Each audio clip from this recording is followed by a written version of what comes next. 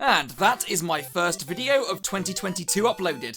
You know, it's been a while, but I honestly cannot wait to get back to making content on a regular and consistent basis. Ah! Fuck! Hey everyone.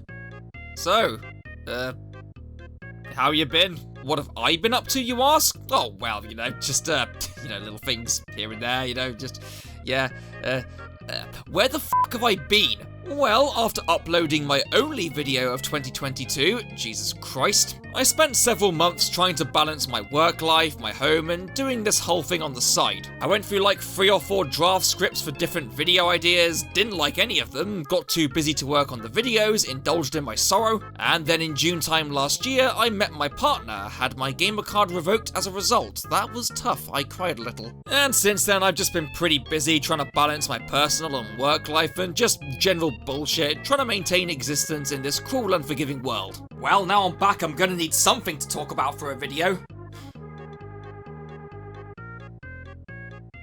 Yeah, fuck it. One very important and often overlooked aspect of the gaming experience is where you do it.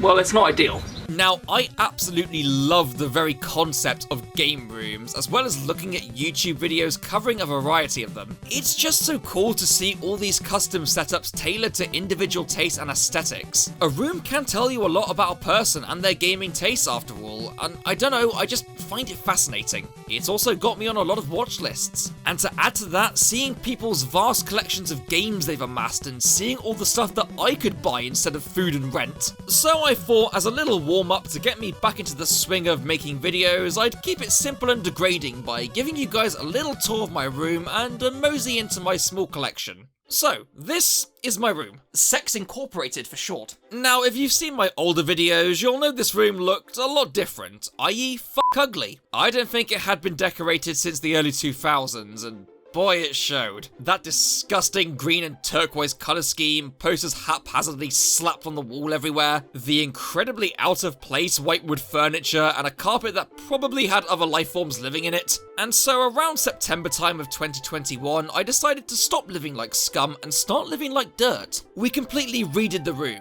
gutted it, binned all the crappy white furniture, and started from scratch. We repainted the ceilings and walls, ripped up the carpet and put floorboards down, and got completely new furniture with a much better layout. The idea being to give it a much more modern and slick look with a more black and grey colour scheme to better reflect my soul. I guess we'll start by the door, the other side of which is the outside world. Ew! And on the back here is where I hang all my jackets and hoodies, including the one I wear for these videos. Moving down to the left by my desk is one of many, many pieces of IKEA furniture in this room, the Helmer. A nifty little drawer unit, basically just to keep any knickknacks, medical stuff, spare cables, little hand tools, any old bits and bobs I may need on the fly. And it's situated right next to a very pivotal place in my room, my desk, where I work, chill, occasionally game and dox people. The desk itself is a good old solid IKEA Beckett in this slick black finish with a nice cable tidy beneath. And yeah, I quickly realised the downside of having black furniture is that it shows dust like EA shows how many fucks they give.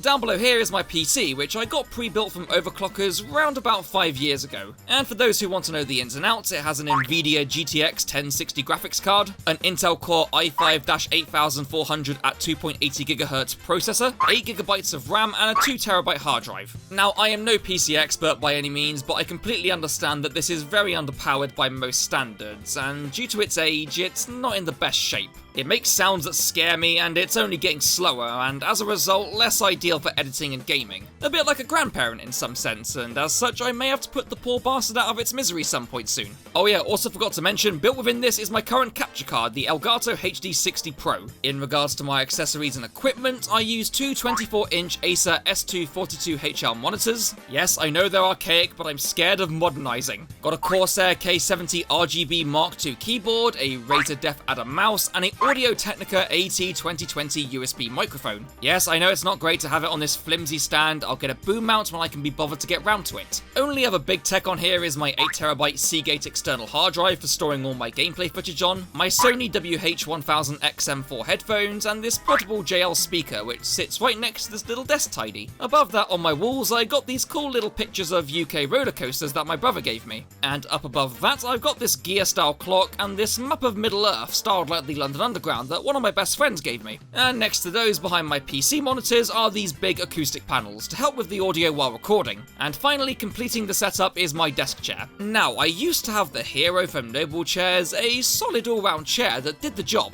However, after a while I came to the horrible realization that this chair was for gamers. Disgusting! While this is definitely on the more premium end, this bucket style of gaming chair just isn't good for your back. And while it certainly did the job, considering how much time I spend sat down here, I decided to opt for a proper office chair, which currently is the well-known Herman Miller Aeron with the matching Atlas headrest. And honestly, it's one of the most comfortable and adjustable chairs I've ever used. My arse thanks me. And yes, I know these are crazy expensive. I was extremely lucky as thanks to my girlfriend and our family, I got this practically brand new for a mere fraction of the retail price. If you do have the cash to splash or have a means of getting it cheaper, I'd certainly recommend it. And if not, then there are a ton of great comfortable alternatives for a cheaper price. Just please, if you have the means, don't go for a bucket style of gaming chair. Now, moving on down here, we have the bin where I belong. I got this lamp here as well. I don't know what make it is, where it came from, or how long I've had it. It just kind of exists, and I dare not disrupt the natural order. Across here is my little bedside shelf.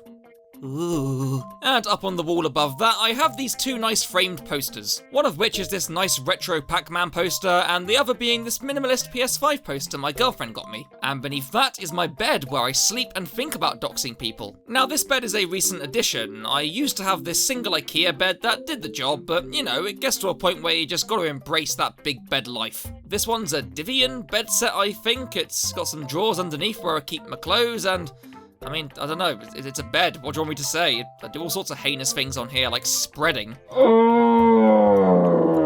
Up above this is my window. Oh look, it's that outdoors again, gross! And down at the bottom of the bed is my kind of bodged aircon setup. I did used to keep my mini fridge here, but had to temporarily move it since us British piss ourselves in any climate above 30 degrees. And at last, nestled in this corner is my favourite feature in the room, and my declaration of degeneracy, my game and media collection. All my video games, both retro and modern, Blu-rays and DVDs are all here within these very nifty IKEA Besta media shelves. Starting from the top, I've got my PS4 games going into my PS5 and PS3 games. Down below that is my beloved PS1 collection, and right below that is my equally loved PS2 collection. Down in this middle sector, on the top and bottom shelves, I house my Blu-rays, all of my favourite films, TV shows and Space Jam. And nestled in between all of this, I have a small selection of boxed PC games right next to all my Nintendo stuff, N64, Wii and Switch games. And down below at the bottom here is where it kinda gets a bit fucky. I've got my original Xbox and 360 games, along with some DVDs, box sets and a couple of knickknacks, along with my old PSP. Now, to answer a few questions I may get, yes, I arranged these alphabetically, because 1, it's nice, and 2, look at me. Yes, I do avoid platinum versions, greatest hits versions, or any of those kind of releases, cause it looks hideous and I'm a chump with money. And finally, yes, I do have some rare games in my collection, although I guess it depends on what you define as rare. I do have a fair few games on the more pricey side, if that's a criteria you base rarity on. Some of these include the UK PAL version of Symphony of the Night. I have no idea if it's a case of it not selling that well in this country, but whatever the reason, it's become quite a collector's item. Hell, my copy doesn't even come with the art book that was meant to come with this. Perhaps the most rare or pricey game I own is Clock Tower on the PS1, the sequel to the SNES game. Again, this is more of a case of the PAL version being rare. I remember getting this on Amazon back in like 2016 for about £60. This copy in particular is in damn good condition, and now I come to find it's worth sometimes up to £300 nowadays. In terms of other games that are still valuable but not as pricey, I've got Ape Escape 3, a boxed copy of Banjo-Tooie, and the original cartridge for Conker's Bad Fur Day, albeit in a reproduction box. I know I'm a disgrace to my cause. As well as those, I also have several PS1 and PS2 games that slot roughly in around the £50 mark, further leading my myself into financial ruin. Sex Incorporated's going under. And I would definitely like to expand it some more, but with the space available to me at the moment, I'm kind of at capacity, so I'll have to wait and see. Overall though, at this stage, I'm very content with my current collection. Yeah, sure, it's not the biggest, but as of now, I have most of the games that I really wanted to collect. Yes, I may have had to remortgage my house to afford all this, but I now have a place to store Smarty's Meltdown, so who's laughing now? And so, moving on from my collection is another big focal point of my room, my gaming setup. The centre of which, perched upon this IKEA Besta TV unit, is a 49-inch LG NanoCell TV. I think it was about £650 and it's a damn good TV for the price. I mean, I can now play my SpongeBob plug and play in 4K, what more does a man need? Come on now. Now, tucked behind here, carrying away like a little bitch, is my PS5, with the rest of my consoles being down within the TV unit. Down here, I have my often used Big Chungus PS3, and this is the one capable of playing both PS1 and PS2 games. And to enhance the experience, I've got an M Classic plugged into the back of this, and two of these Retro Fighters Defender controllers. Essentially, it's my all-in-one retro setup for playing PS1 and PS2 games, and it works great for me personally. Down below that is my Xbox 360. I felt bad for missing out on the craze back in 2006 when it launched, so I bought one in 2018. And honestly, I don't really use this thing a whole lot anymore, and I'm even considering maybe investing in a Series X at some point in the future. Over on this side is my Switch, which stays mostly docked as I don't want to go out there. And finally, here is where I keep all my lovely and awesome mini consoles and the PlayStation Classic. And yeah, as you can see by this USB stick, I have indeed hacked it, and even then, it's still not a great experience. I gave it a shot, but I just find that it's not powerful enough to justify using over my PS3, which is way more convenient. Oh yeah, forgot to mention, because I'm a gamer, I'm legally obligated to have RGB lighting somewhere in my residence. And to comply, I use these Govee wands behind my TV and game shelves, and use it to give the room a variety of atmospheres, including depression blue and piss. Moving above my TV, we have a couple of IKEA lac shelves. Technically, these are floating shelves, but then I realised how flimsy and weak floating shelves really are. So I got some brackets to make them not floating shelves, completely destroying the point of them being floating shelves. On the lower one, I keep all the gaming knickknacks I've amassed throughout my life, either through dumb purchases or via gifts from friends. I also keep my plug and plays up here because art is meant to be admired. And on the top shelf is a couple more collectibles and all the literature I don't read. It's mainly fantasy and sci-fi up until the very end, where since I was once a failed theatre student, I would have never guessed. I have a small library of play scripts, from classic Shakespearean to modern contemporary wank.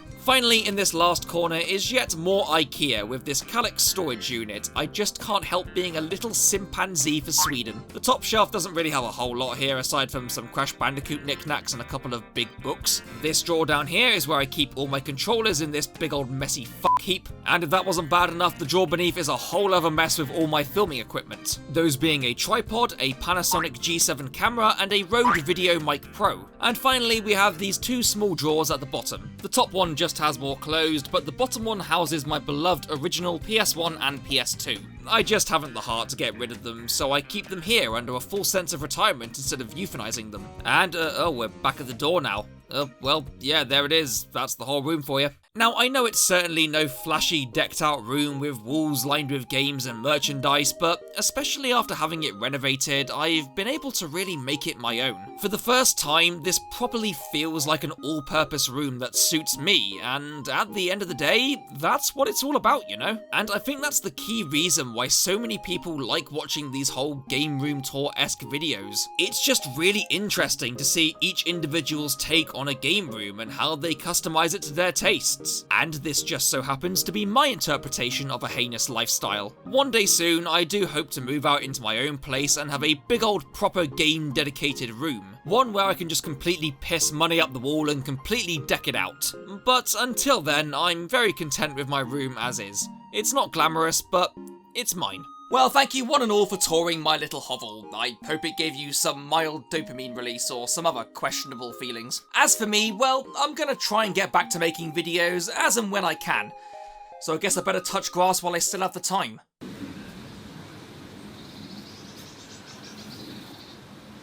This is severely overrated. I miss my gamer card.